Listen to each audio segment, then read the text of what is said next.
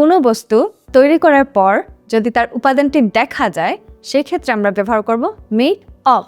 যেমন ধরুন the chair is made of wood, চেয়ারটি কাঠ দিয়ে তৈরি করা হয়েছে। সেক্ষেত্রে আমরা চেয়ারের উপাদান কাঠ সেটা আমরা স্বচক্ষে দেখতে পাচ্ছি।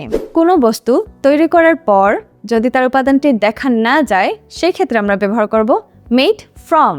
যেমন ধরুন the paper is made from trees, কাগজটি গাছ থেকে তৈরি করা হয়েছে।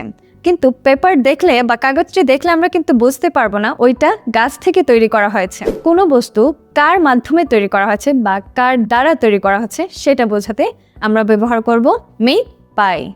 যেমন ধরুন this cake is made by my grandmother. আবার কোনো বস্তু কোন দেশে বা কোন স্থানে তৈরি করা হয়েছে সেটা বোঝাতে আমরা ব্যবহার করব মেড ইন।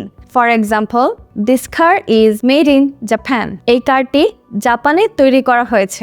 আমার কাছে যা আছে তা দিয়েই চালিয়ে নেওয়া অর্থে আমরা ব্যবহার করব মেক ডু।